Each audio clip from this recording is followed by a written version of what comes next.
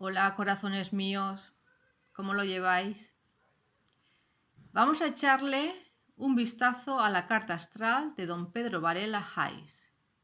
Pero primero debo deciros que hay una carta en internet donde se indica que se trata de su carta natal, y es esta que veis en pantalla.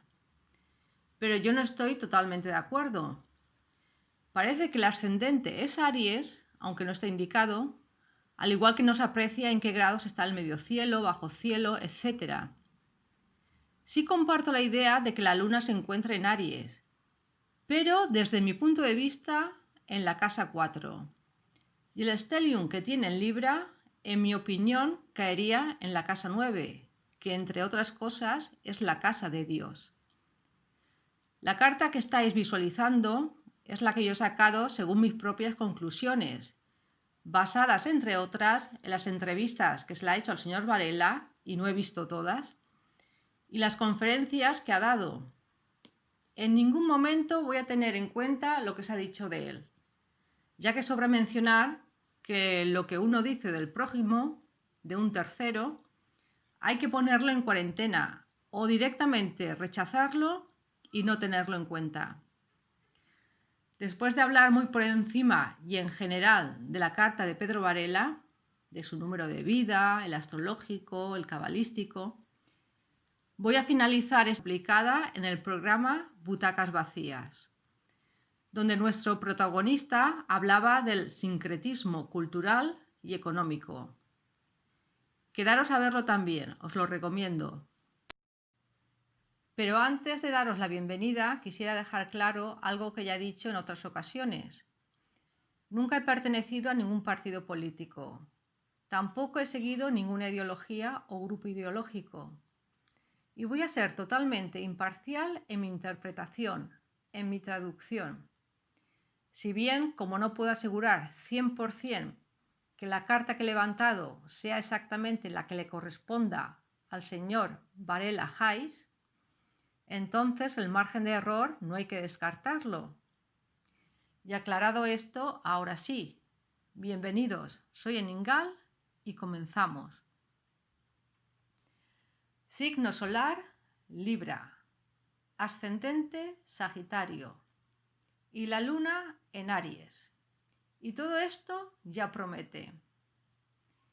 En la carta de Pedro Varela predominan los planetas en signos del elemento aire, y esto a nadie ha de extrañar. Le sigue los del elemento agua, siendo los menos predominantes aquellos del elemento tierra.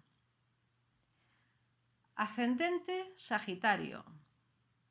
El signo ascendente nos cuenta cómo nos mostramos ante los demás, cómo nos comportamos en el mundo exterior. Y gente con el ascendente en Sagitario es sobre todo idealista. Al señor Varela le gusta afirmarse en su libertad. Además le encanta debatir y filosofear sobre los más diferentes y variados temas. Sol en Libra. Aquí siempre existe el deseo de encontrar el equilibrio interior, además de las preocupaciones terrenales. Encontrar armonía entre pensamientos y sentimientos. La intuición puede ayudarle a encontrar el camino correcto hacia una conciencia superior. Con buenos aspectos, que ya veremos que los tiene, serán capaces de ordenar todo y organizar. Si no, lo exigirá a los demás. El Sol está en Libra, pero también en la casa 9, casi en la cúspide de la casa 10. Y con el Sol en la 9ª casa, la energía será aplicada en asuntos extranjeros, temas que tengan que ver con el exterior, o con culturas extranjeras, o con viajes largos y desconocidos. Y también el desarrollo del estatus social, y, cómo no, los estudios superiores.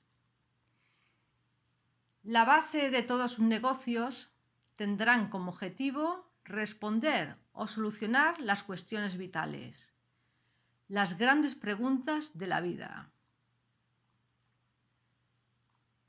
La luna en Aries. Los sentimientos, las emociones, aquí son independientes, impulsivas, intensas, pero también optimistas. Y esto forma el móvil de sus actos. Pudiera ocurrir que de repente tuviera estallidos emocionales, sobre todo en su juventud. Y eso sobre todo si no tolera mucho las interferencias de los demás o por parte de los demás. Encontramos a Saturno en Sagitario. Saturno es uno de los grandes en un signo como Sagitario. Esto nos indica un compromiso total con un ideal para beneficio de la comunidad. Un pensador serio con una mente quizás inquisitiva. Para funcionar socialmente se deben aprender lecciones que a través de la filosofía, la religión y una educación superior fortalezcan lo interno de forma constructiva y con ello apoyen los ideales. Pero eso podría tener una parte oscura y es que pudiera haber tendencia al sarcasmo. Y siguiendo con Saturno, deciros que Saturno está en la casa 12. Bien, la casa 12 es una casa transpersonal y Saturno es un planeta social. La casa 12 es difícil de describir. Es como una nube, como una niebla, pero todos están de acuerdo en que la casa 12 comprenden los enemigos ocultos. Para el señor Varela, con Saturno en la casa 12, le es difícil separar los amigos de los enemigos. Y a veces puede tener un estado de ánimo, de abandono o de ser incomprendido. Por ello, posiblemente alguna vez se retire durante un periodo para hacer cosas aisladamente, para pensar o para hacer algún tipo de trabajo. Y yo, como he visto ya la carta, si tuviera enemigos ocultos, por la carta, que si después me da tiempo lo comento, porque no quiero que el vídeo se haga muy largo, le viene dado por su casa 9 y lo que tiene allí. O sea que tendrá que ver con su ideología. Pero pasamos a Urano, porque Urano, que es un planeta transpersonal, está en la casa 8, nada más y nada menos. Una casa también difícil de comprender. Posiblemente Pedro haya vivido o vaya a vivir cambios repentinos y trascendentales en su vida, pero con el matiz de la casa 8 y el matiz de Urano. Entonces, estos acontecimientos serán imprevistos y vendrán causados por una fuerza exterior. Y con ello quiero decir que no es algo que uno haya planeado previamente, sino que ha ocurrido de forma inesperada. Episodios concretos en la vida del señor Varela, que por cierto Plutón va a acentuar porque se encuentra también ocupando la casa 8, a 1 grado de Virgo, nada más y nada menos. Y esto va a suponer un renacer como el ave fénix, un cambio que va desde dentro hacia afuera. Y posiblemente ya haya vivido algunas experiencias, porque Pedro Varela, a su edad, ya ha tenido los 2 retornos de Saturno. Bien, pasamos al Sol, que es donde brillamos. Y pasamos ya a los aspectos, que es lo que más interesa. Sol conjunción Marte. Muy bien que Marte esté en conjunción con el Sol. A unos 5 grados, esto me parece también moderado. Y Sol en conjunción Marte da la capacidad de tomar acciones positivas. Además le añade coraje y fuerza a la personalidad. La posición de la casa da pistas de la dirección que se dará a las actividades creativas. Y si hemos dicho que está en la casa 9, de las ideologías, de los valores, entonces ya sabemos por qué camino anda esta conjunción Sol-Marte y dónde se centra su energía. Sol, conjunción Júpiter. Pues está muy bien, porque el Sol y Júpiter se llevan muy bien. Además, en un orbe de 2 grados. El Sol en conjunción Júpiter trae felicidad a través de la influencia social y una personalidad expansiva y optimista. Su actitud positiva hace posible aprovechar las oportunidades que surgen en el medio ambiente. Seguimos con el Sol porque además el Sol está en sextil a Saturno. Y con Saturno es bueno llevarse bien. El sextil es un aspecto armónico, pero donde hay que sentarse a negociar. Y este Sol sextil Saturno le da la oportunidad de desarrollar un sentido de responsabilidad y autodisciplina. Hay necesidad de llenar una posición superior. Y seguimos con el Sol, porque también hace sextil a Urano, que es lo repentino, lo novedoso, lo genial. Y su Sol en sextil a Urano le da la oportunidad de desarrollarse en direcciones inusuales, de ahí a Urano, y posiblemente en el campo de los cambios o reformas sociales progresistas.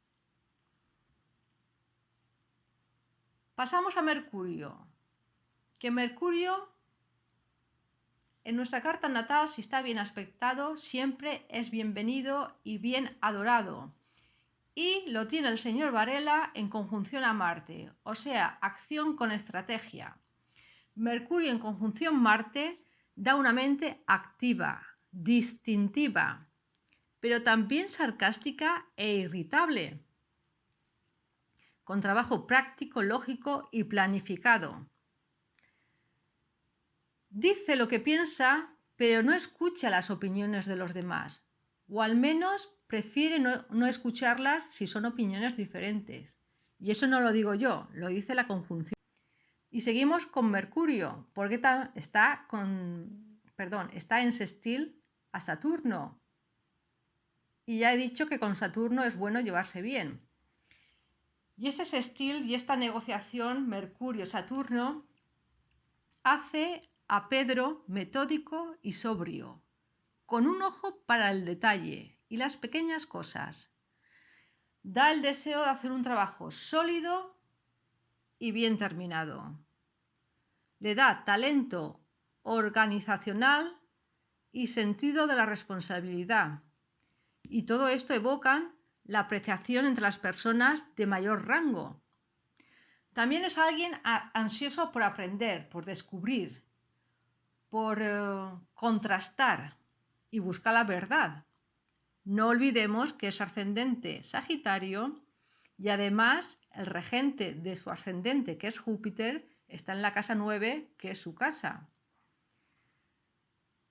Productivo, confiable, tranquilo y concentrado.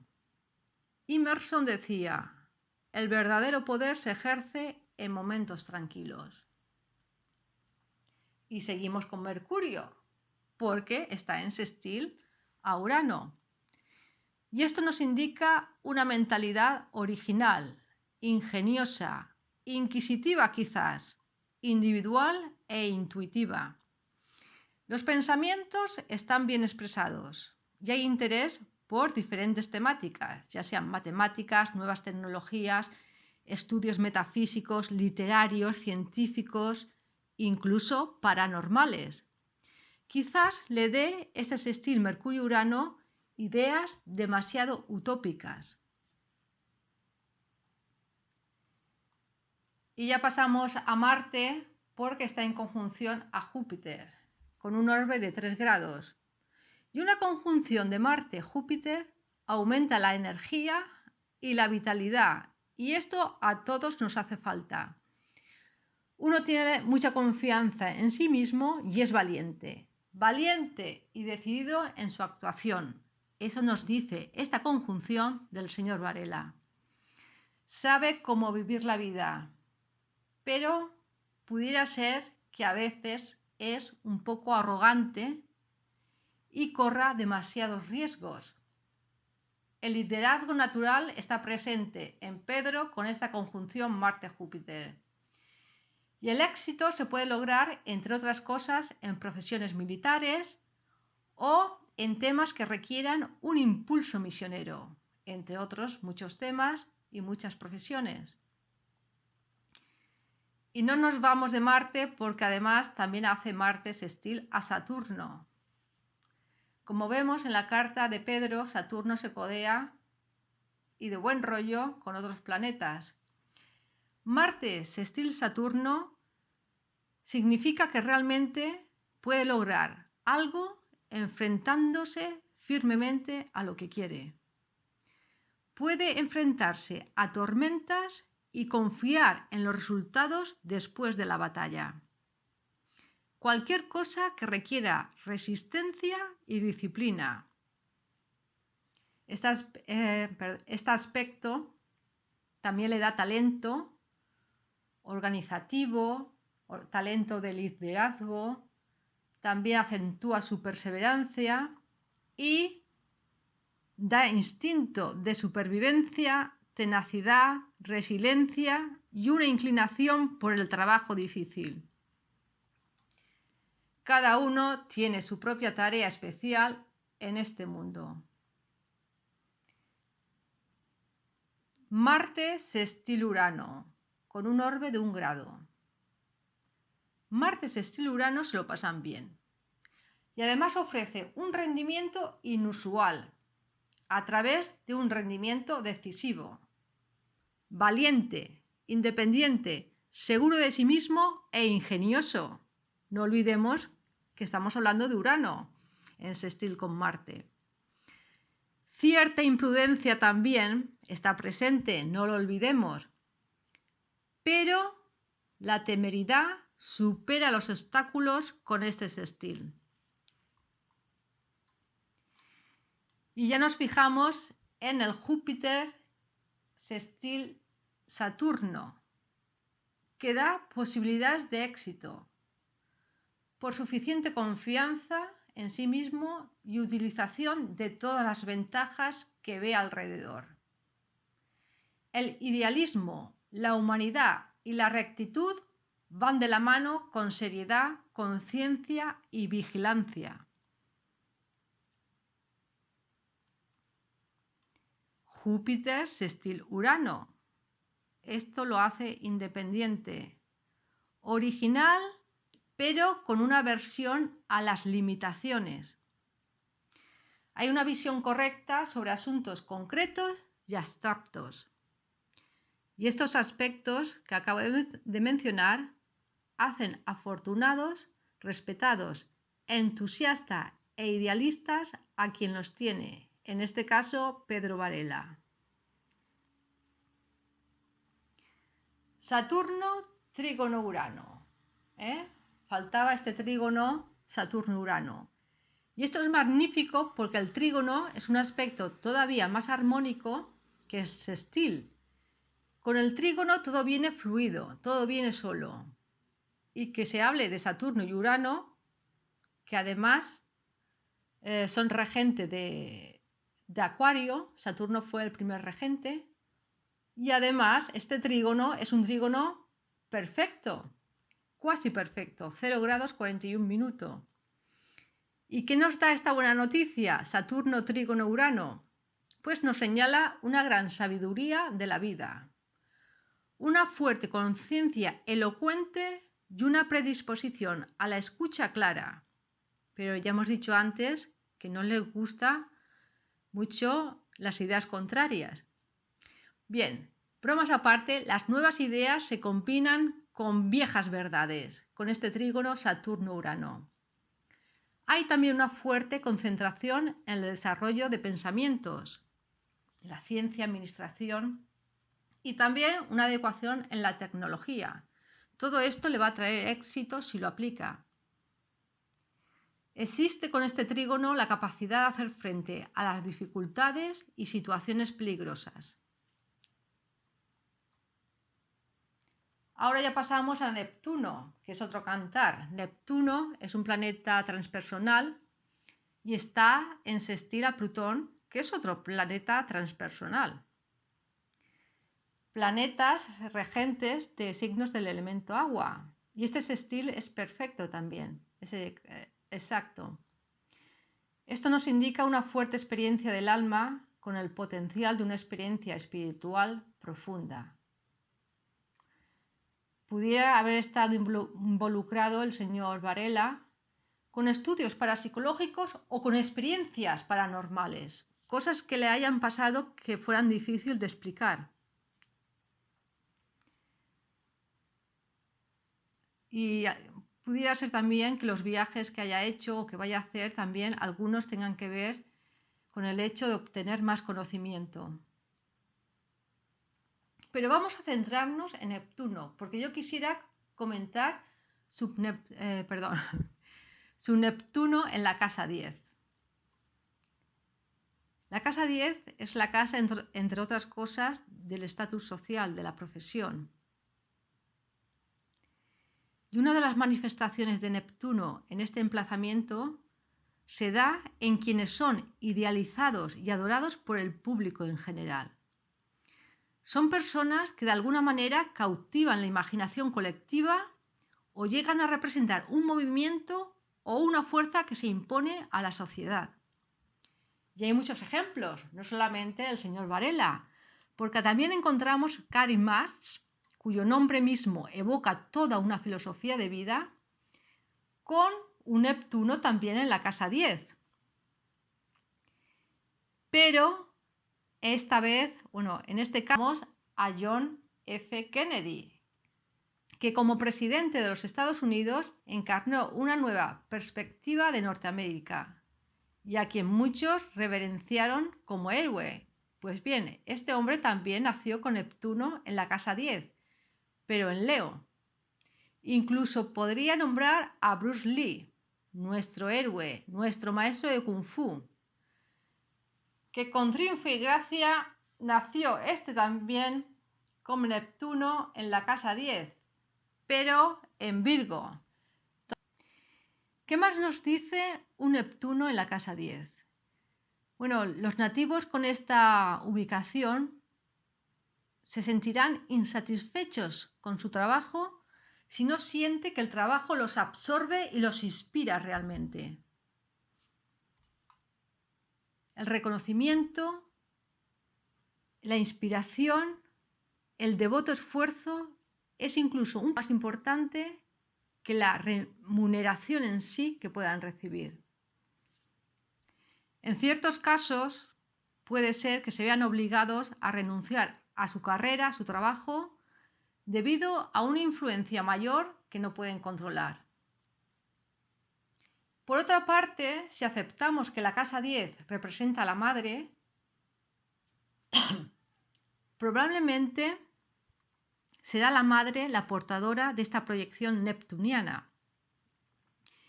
Y quizás Pedro viera a su madre, digo quizás, como una mártir, entre comillas, como alguien que renunció a su propia identidad para dedicarse a la familia. Y muy posiblemente esta madre tuviera muchas habilidades o potencialidades artísticas o creativas que no pudo desarrollar o que las dejó para más tarde. Bien, y ya dejamos Neptuno y nos vamos a Venus. Como no, tenía que salir Venus, porque Venus es el regente de Libra y Pedro Varela es signo solar Libra. Tiene a Venus en los últimos grados de Escorpio en casa 11. Un Venus en Escorpio es magnético, misterioso, además en los últimos grados. ¿Y qué nos dice esto? Venus en Escorpio en la casa 11. Los que tengan esta ubicación, como es el caso de Pedro, pueden estimular y cultivar su inclinación natural al hecho de unirse a otras personas en situaciones de amistad, de grupo y a colaborar con ellas. Pero para otros el interés estará puesto en aquellos grupos u organizaciones que se proponen de alguna manera mejorar la vida. Venus en la casa 11 ofrece, espera un nivel muy elevado de amistad y de compromiso con el grupo. Y es probable que se decepcione si otros no comparten sus ideales o no están a su altura. En ocasiones, con los amigos o en situaciones de grupo, pueden surgir problemas de rivalidad y competitividad, aunque no se diga. A Libra en la 10ª casa, o sea, en este caso a Venus, que es el regente, en la 11ª casa, nos hace saber que a Pedro le encanta recibir gente en su casa y que otros le reciban a él también. Pero ojo, que está en Escorpio. Entonces a mí me da que va a hacer una selección, que le guste recibir gente en casa, pero él pensará muy bien con qué persona se siente realmente a gusto y se puede abrir. Pudiera ser también que reciba a esas personas por compromiso, y si es un compromiso estamos hablando de algo diferente. No olvidemos que es signo solar Libra. Pero se siente generalmente atraído por los amigos, por quienes comparte gustos similares y tiene un vínculo intelectual sobre todo. Es muy importante para Pedro Varela visto su carta.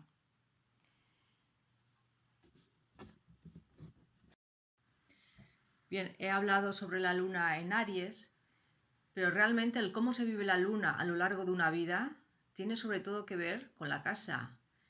Y lo creo así por experiencia propia y ajena.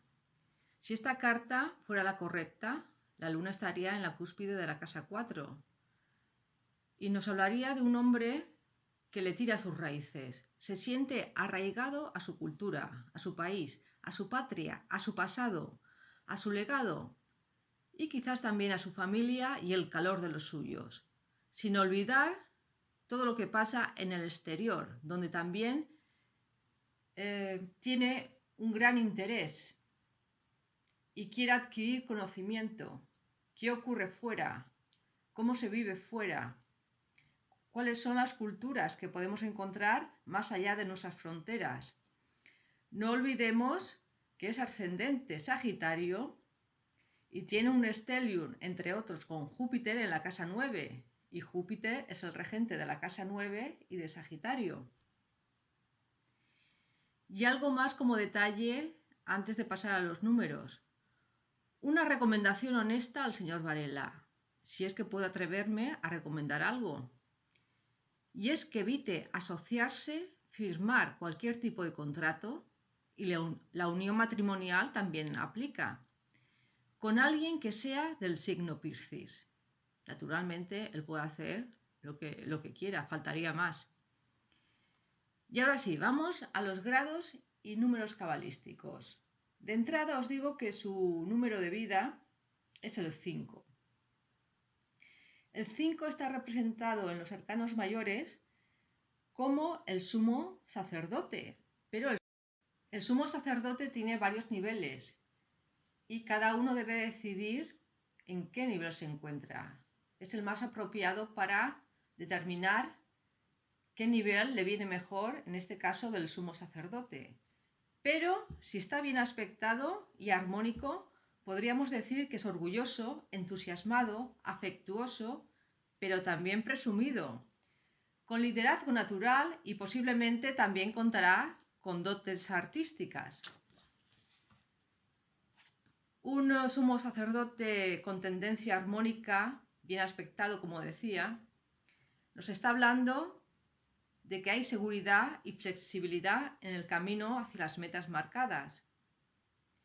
La orientación o consejo que se da y se recibe están calibrados.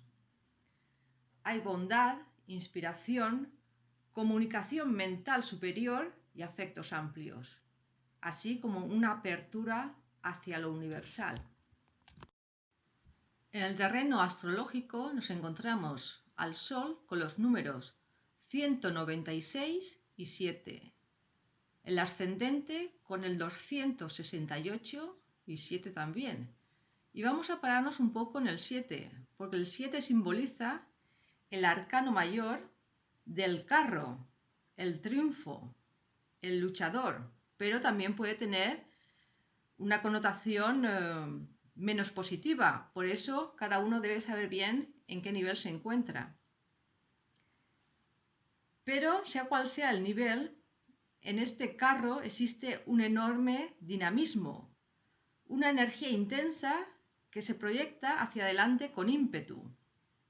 ¿Vale? El carro también se conoce como el héroe conquistador si está bien aspectado, o el luchador, pero en general se conoce como el carro. Y del número 7 también podemos decir que es la ambición y el conocimiento. Simboliza el éxito, como también acabo de decir. Y este puede ser intelectual, material o espiritual. Seguimos, porque Saturno y Plutón nos da el número 8. La Luna, el 23 y el 5. Neptuno, el 212 y el 5. Urano, el 131 y el 5. Y Marte, la fuerza motora, el 190 y el 1. Es curioso que los 5 se ha encontrado en la Luna, Neptuno y Urano. Además, el 5 es también su número de vida. Y Marte, el que le da el impulso, es el 190 y el 1. Es muy interesante. Si queréis saber más sobre estos y más números y arcanos mayores, os recomiendo el libro Manual de Consulta Numerológica y Autoconocimiento y Psicoastrología en los Arcanos Mayores, herramienta práctica de interpretación aplicada al tarot. Bien, y hasta aquí. Espero que os haya interesado esta lectura rápida sobre la supuesta carta astral, vamos a llamarla así, de don Pedro Varela Hayes. Y ahora, como cierre, os dejo con la voz y opinión de Varela, hablando sobre el sincretismo cultural y económico. Por mi parte, gracias por estar ahí, os mando un beso y nos vemos en el siguiente vídeo.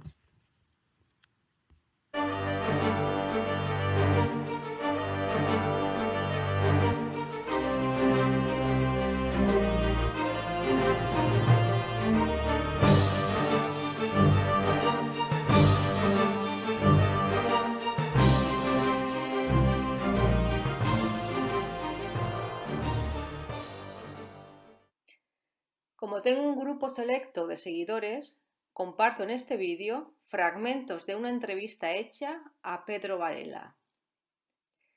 Los letreros que podáis ver pertenecen al programa Butacas Vacías, yo no los he puesto. Primero empezaremos escuchando al señor Varela hablando del sincretismo cultural y después del sincretismo económico.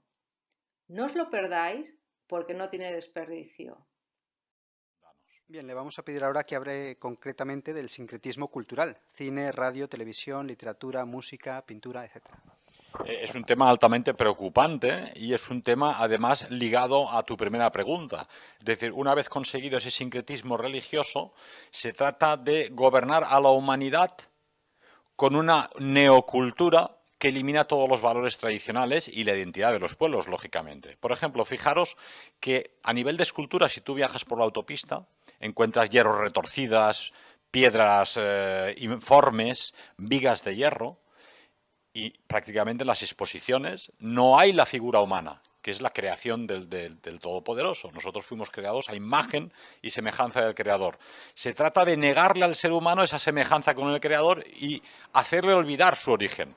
Entonces, ahora, de forma que esa escultura o esa comprensión del arte sea o pueda ser universal, la escultura ya no puede identificarse con un pueblo, una raza o una cultura concreta. Si tú ves las esculturas de Miguel Ángel o las de Juan de Ábalos, te das cuenta, lógicamente, que es un ser humano identificable con nosotros, ¿no?